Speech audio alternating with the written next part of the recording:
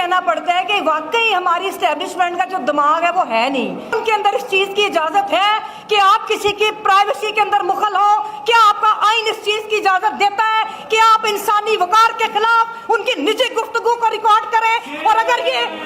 یہ قانون اجازت دیتا ہے تو پھر میں یہ پوچھتی ہوں کہ جب یہ جرنیل جزیروں کے ٹھیکے کر رہے ہوتے ہیں، جب یہ ان کی خرید و فروخت کر رہے ہوتے ہیں، تو ان کی آڈیوز کدھر ہیں؟ پھر وہ آڈیوز لے کر آئیں. حکومتوں کو گرانے کی سازشیں کر رہے ہوتے ہیں، جب یہ حکومتوں کو بنوانے کی سازشیں کر رہے ہوتے ہیں، تو ان ویڈیوز کا ہمیں بتائیں تاکہ ہم پھر اس کے اوپر بھی اپنے کوئی بات کر سکیں. پریزیڈیم میرے انتہائی قابل احترام وائس پریزیڈنٹ سپریم کورٹ بھارتی تشریف لائی ہیں، وہ باقی ساتھی میرے معزز اکابرین، السلام علیکم. دیکھیے، جو میں سمجھتی ہوں وہ بنیادی ایشو یہ ہے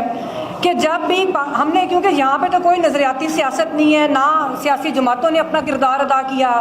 نہ باقی اداروں نے کیا جس میں جوڈیشری بھی شامل ہے، تو اس وجہ سے پاکستان کے اندر ہمارے جیسے لوگوں کے لیے جنہوں نے ساری زندگی جدوجہد کی ایک اچھا روشن خیال ترقی پسند پاکستان دیکھنے کے لیے کہ جہاں پر جمہوریت ہو، تو ہمارے لیے بڑا مشکل ہوتا ہے کہ ہم یہ کہہ دیں کہ ہمیشہ کے لیے ہم فلاں کے ساتھ کھڑے ہیں. تو جو آج کا ایشو ہے اس میں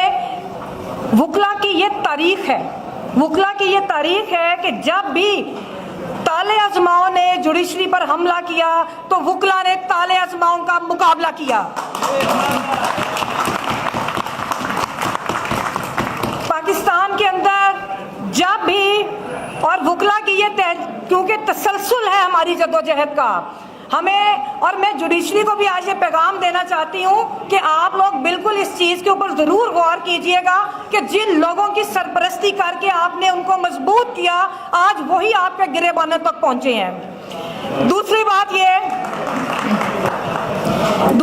ہے کہ رائٹ ٹو پروٹیسٹ بالکل سب کا رائٹ ہے، لیکن یہ بڑی عجیب بات ہے کہ حکومت جو ہے وہ پروٹیسٹ کر رہی ہے، اور وہ پروٹیسٹ کا مقصد کیا ہے؟ رائٹ ٹو پروٹیسٹ کے پیچھے ایک فلسفی ہے کہ وہ کس چیز کے لیے پروٹیسٹ کیا جاتا ہے. اگر تو آپ کی حکومت اس چیز پر پروٹیسٹ کر رہی ہے کہ سپریم کورٹ نے ایک فیصلہ کیوں دیا کہ الیکشن اپنی آئینی مدت کے اندر ہو، تو یہ میں سمجھتی ہوں رائٹ ٹو پروٹیسٹ نہیں، یہ پاکستان کی سالمیت پر حملہ ہے. آج آپ دیکھیے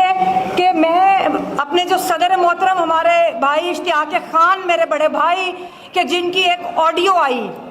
آپ اگر اس آڈیو کو سنیں تو مجھے واقعی کہنا پڑتا ہے کہ واقعی ہماری اسٹیبلشمنٹ کا جو دماغ ہے وہ ہے نہیں، کیونکہ اس کے اندر تو جو سپورٹ مل رہی ہے میرے بھائی کو کہ وہ وکلا کی بات کر رہے ہیں، وہ آئین اور قانون کی بالادستی کی بات کر رہے ہیں، تو انہوں نے سمجھا کہ پتہ نہیں میں نے اس آڈیو میں سے کیا نکالنا ہے. میں اس کی شدید مذمت کرتی ہوں، اور میں اس چیز کے اوپر اپنے بھائی کے ساتھ، اپنے ہاؤس کے ساتھ،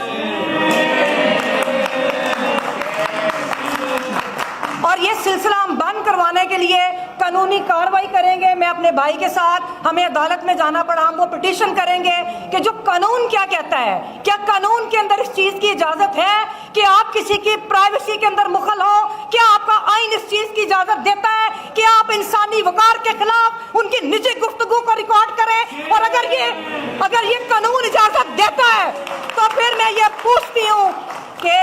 جب یہ جرنیل جزیروں کے ٹھیکے کر رہے ہوتے ہیں، جب یہ ان کی خرید و فروخت کر رہے ہوتے ہیں، تو ان کی آڈیوز کدھر ہیں؟ پھر وہ آڈیوز لے کر آئیں. جب یہ حکومتوں کو گرانے کی سازشیں کر رہے ہوتے ہیں، جب یہ حکومتوں کو بنوانے کی سازشیں کر رہے ہوتے ہیں، تو ان ویڈیوز کا ہمیں بتائیں تاکہ ہم پھر اس کے اوپر بھی اپنے کوئی بات کر سکیں. باقی جہاں تک تعلق ہے کہ جو یہ کر رہے ہیں، مجھے تو یہ اس لیے بھی بڑا عجیب لگ رہا ہے کہ آپ اگر دیکھیں تو تقریباً 40 سال ان لوگوں نے پاکستان کے اوپر حکومت کی.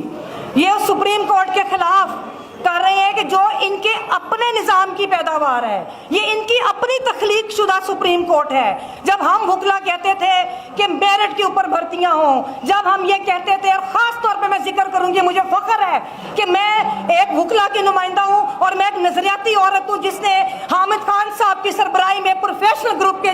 پلیٹ فارم سے الیکشن لڑا، جنہوں نے ہمیشہ ان ججز کا ساتھ دیا جب ججز کمزور ہوتے ہیں. ہم نے کبھی ان مضبوط ججز کا ساتھ نہیں دیا جب وہ ایک اپنا آئینی اور قانونی طور پہ وہ اپنی ذمہ داریاں ادا کرتے ہیں. ہم نے ہمیشہ